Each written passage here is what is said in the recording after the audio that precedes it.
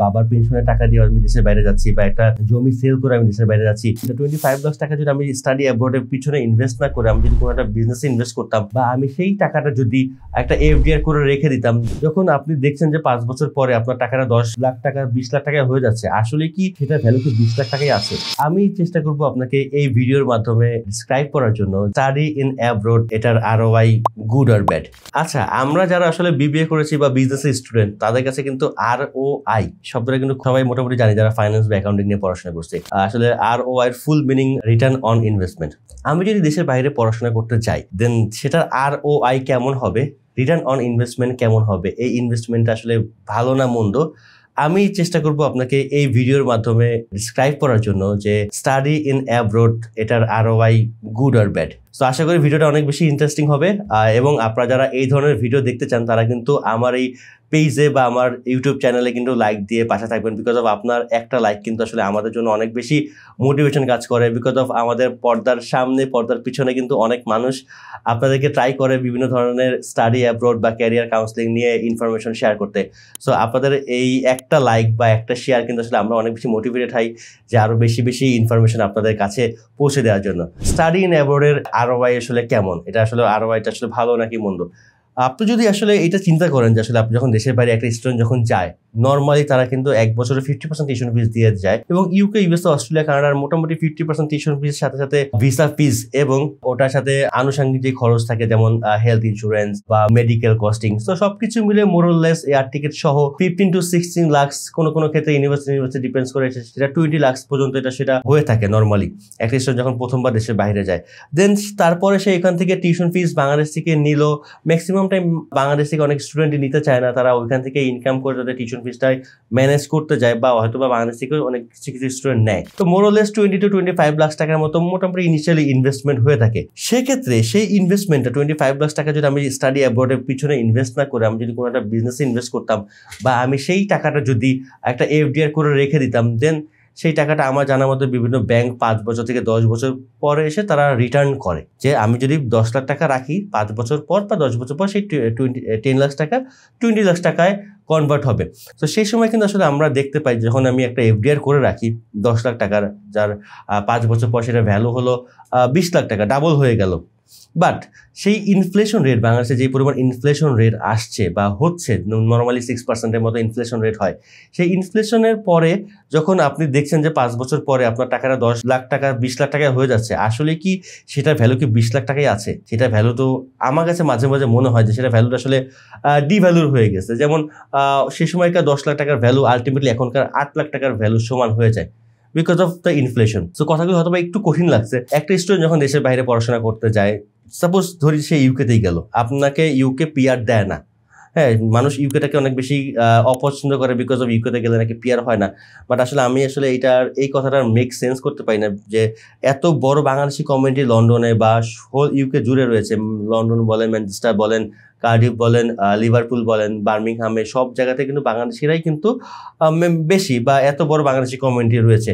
So ইউকেতে যদি আসলে পিআরই না দিত, দেন এত বড় বাংলাদেশি কমিউনিটি কিভাবে হয়তো আসলে আমার কাছে আসলে সেটা আমি বুঝি না। তো ইউকেতে পিআর দেয় যদি অবশ্যই আপনি যদি স্কিলফুল হন, আপনি যদি আপনার মধ্যে যদি কোয়ালিটি স্কিল থাকে, আপনি যদি যে কোনো ধরনের জব করতে পারেন বা আপনার মধ্যে যদি সেই ধরনের ক্যাপাবিলিটি থাকে, অবশ্যই আপনাকে পিআর দিবে। কেন পিআর দিবেন? আপনি যদি একটা কান্ট্রির জন্য যদি আপনি অ্যাসেট হন, তাহলে তো আসলে কান্ট্রি আপনাকে বের করে দিবে না। একটা কান্ট্রি যদি আলটিমেটলি বোঝা হয়ে দাঁড়ান, সেক্ষেত্রে আপনি তো বাংলাদেশে বসে তো আসলে কিছু করতে পারবেন না, আপনার জব হবে না। সো একটা স্টুডেন্ট সাপোজ সে তার মাস্টার্স কমপ্লিট করলো বা তার মাস্টার্স কমপ্লিট করতে অ্যারাউন্ড তার 20 to 25 লাখ টাকার মতো লাগলো। সো আফটার মাস্টার্স কমপ্লিট করার পর কিন্তু সে কিন্তু 2 ইয়ার্সের পিএসডাব্লিউ পাচ্ছে। সো 2 ইয়ার্স পিএসডাব্লিউ সময় কিন্তু তার কিন্তু সে ফুল টাইম কাজ করতে পারে এবং তার কিন্তু কোনো টিউশন ফিস তার পেমেন্ট করা লাগছে না। সো সে যেই টাকাটা ইনকাম করতে পারে সেই টাকাটা দিয়ে কিন্তু তার জাস্ট খালি অ্যাকোমোডেশন হয়তো বা 500 পাউন্ড থেকে 600 pound place to place depends করে তার পার মান্থ কস্টিং থাকে একটা স্টুডেন্টের। এই টপিকটা আসলে এই কারণেই বলতে চাচ্ছিলাম, আপনি 25 লাখ বা 30 লাখ টাকা খরচ করেছেন, আপনি আপনার ব্যাচেলরটা শেষ করেছেন, সেই টাকাটাই কিন্তু আপনি যখন আপনার পিএসডাব্লিউতে যাচ্ছেন, আপনি কিন্তু তার থেকে 30 লাখ টাকার ইনভেস্ট করার পরেও আপনি কিন্তু সেখানে, আমি যদি কম করে বলি, ইয়ারলি যদি আপনি 25,000 পাউন্ড ইনকাম করেন, সেক্ষেত্রে যদি আপনি 2 বছর যদি 50,000 পাউন্ড ইনকাম করতে পারেন মিনিমাম, যেটা বললাম, সেক্ষেত্রে আপনি যদি লিভিং কস্ট যদি 10,000 পাউন্ড আপনি বাদ দেন, তারপরে কিন্তু আপনার 40,000 পাউন্ড কিন্তু আপনার কাছে রয়েছে। 40,000 পাউন্ডের বর্তমান ভ্যালু কিন্তু অলমোস্ট প্রায় 60 লাখ টাকার মতো। আপনি যদি 20 লাখ টাকা আপনার ব্যাংকে রাখতেন, আপনি কি 3 বছর পরে কি আপনি 60 লাখ টাকা আপনি উইথড্র করতে পারতেন? কোশ্চেনের অ্যান্সার আপনার কাছে। সো আপনি যদি টাকাতেও যদি আপনি হিসাব করেন, সেক্ষেত্রে কিন্তু আপনার রিটার্ন অন ইনভেস্টমেন্ট কিন্তু অনেক হাই। স্টাডি ইন ইউকেতে যদি আপনি জাস্ট খালি আপনি যদি বলেন যে আপনার পড়াশোনা শেষ করার পরে আপনি জাস্ট খালি পিএসডব্লিউতে গিয়ে আপনি আর্ন করবেন, সাথে সাথে কি আপনি টাকাটাই আর্ন করছেন? আপনার সাথে কি আর কিছু কি আর্ন করছেন না? আপনি কিন্তু আপনার একটা মাস্টার্স ডিগ্রি কিন্তু সাথে সাথে আপনি পেয়ে যাচ্ছেন এই টাকার মধ্যেই। সাথে সাথে কিন্তু আপনি একটা এক্সপিরিয়েন্স পাচ্ছেন, একটা মাল্টি কালচারাল এক্সপিরিয়েন্স পাচ্ছেন। আপনি কিন্তু বিভিন্ন কোম্পানিতে, সেটা হতে পারে আপনি একটা কিচেন পোর্টার, বাট আপনি সেটা কিন্তু কেএফসির কিচেন পোর্টার। একটা মাল্টিনেশনাল কোম্পানিতে থাকলে পরে কি ধরনের বেনিফিট একটা স্টুডেন্ট পায়, সেটা যদি কেএফসিও হয় বা সেটা অনেক যদি লো ক্যাটাগরি কোম্পানিও হয়, সেটা কিন্তু কোনো প্রবলেম না। ইউকের কোম্পানি থেকে আপনি যেই নলেজটা আপনি পাবেন, একটা প্রবলেম সলভিংয়ের যে একটা এক্সপিরিয়েন্স পাবেন, সেই এক্সপিরিয়েন্সটা কিন্তু আপনার দিন শেষে কিন্তু আপনি যখন আপনার মেইন ক্যারিয়ারে আপনি যাবেন, তখন কিন্তু আপনাকে অনেক বেশি হেল্প করবে বিভিন্ন ধরনের প্রবলেম সলভিং করার জন্য। আপনি কিন্তু যখন 3 বছর আপনি থাকছেন, আপনি কি পাচ্ছেন? আপনি একটা ভালো একটা অ্যামাউন্ট আর্ন করতে পারছেন, পাশাপাশি আপনি একটা ব্রিটিশ ডিগ্রি অ্যাচিভ করলেন, এবং আপনি কিন্তু 3 বছর দেশের বাইরে থাকার যে একটা এক্সপিরিয়েন্স, সেটা কিন্তু গ্যাদার করছেন। আমি বলি হবে যে আসলে ইউকে আপনাকে পিআর দিবে না হয়তো, বা আপনি ইউকে থেকে পিআর নিতে পারবেন না, দেন আপনার লাইফটা কি ওইখানেই শেষ? আপনার হাতে যখন টাকা থাকবে, দেশেও ব্যাক করে ফেলেন, দেন কিন্তু আপনি কিন্তু একটা চাইলে পরে একটা বিজনেস সেট আপ করতে পারেন। আমার জানা মতে যারা ইউকে থেকে পড়াশোনা শেষ করার পর যারা বাংলাদেশে ব্যাক করেছে, হয়তো অনেকেই যে পিআর পায়না দেখে বাংলাদেশে ব্যাক করেছে এরকম না। অনেক স্টুডেন্ট গিয়েছিল শুধুমাত্র একটা ডিগ্রি অর্জন করার জন্য। এই স্টুডেন্টের সংখ্যা কিন্তু কোনো রকম কম না, কোনোভাবে কিন্তু আপনি কম মনে করতে পারবেন না যে বাংলাদেশ থেকে স্টুডেন্টরা যায় শুধুমাত্র পিআর পাওয়ার জন্য, এরকম না। অনেক স্টুডেন্ট রয়েছে যারা কিন্তু দেশের বাইরে যাচ্ছে শুধুমাত্র একটা ডিগ্রি অ্যাচিভ করার জন্য। তার ডিগ্রি শেষ হওয়ার পরে সে বাংলাদেশে চলে আসছে, এবং বাংলাদেশে এসে তার বিজনেসে, তার জব ক্যারিয়ারে কিন্তু সেই এক্সপিরিয়েন্সটা সে কিন্তু ইউজ করছে, এবং বাংলাদেশে বসে কিন্তু একটা হাই পেড স্যালারি সে আর্ন করছে, এবং সে কিন্তু ইউকে থেকে আসার সময় কিন্তু সে একটা হ্যান্ডসাম অফ অ্যামাউন্ট সে নিয়ে আসছে। যদি চায় যে সে চাকরি করতে পারে, সে যদি চায় যে সেই টাকাটা দিয়ে সে একটা বিজনেস স্টার্ট করতে পারে, সে বিজনেস স্টার্ট করতে পারছে। সো আপনার লসটা কোথায়? আপনি যদি দেশের বাইরে যদি পড়াশোনা করতে যান, আপনি যদি আসলে যদি মেধাবী হন, আপনি যদি আসলে আপনার ক্যারিয়ার ফোকাস হন, তাহলে কিন্তু দিন শেষে কিন্তু আপনার কোনো লস নেই। আমি যে কথাগুলি বলছি আপনার সাথে হয়তো সেই কথাটা নাও মিলতে পারে, একটু ঠান্ডা মাথায় একটু আপনি চিন্তা করেন।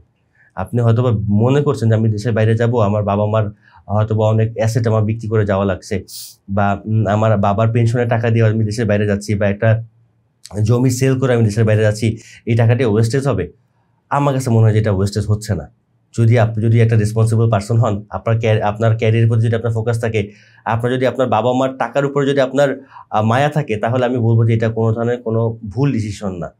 বিকজ আপনি যদি দেশেও ফিরে আসেন 4 বছর 5 বছর পরে, দেন আপনি কিন্তু একটা ডিগ্রি নিয়ে ফিরে আসছেন, একটা ভালো কিছু হ্যাবিট নিয়ে আপনি ফেরত আসছেন, সাথে করে কিন্তু আপনি যদি টাকাটা নষ্ট না করেন, আপনি একটা হ্যান্ডসাম অফ অ্যামাউন্ট কিন্তু আপনি সাথে করে নিয়ে আসতে পারবেন, বা আপনি কিন্তু ওইখানে বসেই সেই টাকাটা দেশে অ্যাজ এ রেমিটেন্স হিসেবেও পাঠাতে পারছেন। সো সেক্ষেত্রে কিন্তু আপনার দেশ বেনিফিটেড হচ্ছে রেমিটেন্স পেয়ে, আপনার ফ্যামিলি বেনিফিটেড হচ্ছে, এবং কিন্তু আপনিও কিন্তু স্কিলফুল হচ্ছেন। সো আমার পার্সোনাল অপিনিয়ন যে স্টাডি ইন অ্যাব্রোড যদি আপনি হয়, বা সেখানে স্টাডি ইন অ্যাব্রোডের জন্য যদি আপনি একটা হ্যান্ডসাম অ্যামাউন্ট যদি খরচ করেন, সেই টাকাটা কোনোভাবেই অপচয় না। এটার ROI বা রিটার্ন অন ইনভেস্টমেন্ট অনেক হাই। সো আশা করি আমার কথাগুলি কাজে লাগবে, বা আপনার আমার কথাগুলি মনোযোগ দিয়ে শুনেছেন। যদি আমার কথা ভালো লাগে, তাহলে কিন্তু আমার এই চ্যানেলে লাইক দিয়ে পাশে থাকবেন, এবং ইনশাল্লাহ এরকম নতুন নতুন আরও ইনফরমেশন নিয়ে আপনাদের সামনে হাজির হব আমি, বসন্ত। সো দেখা হচ্ছে পরবর্তী ভিডিওতে।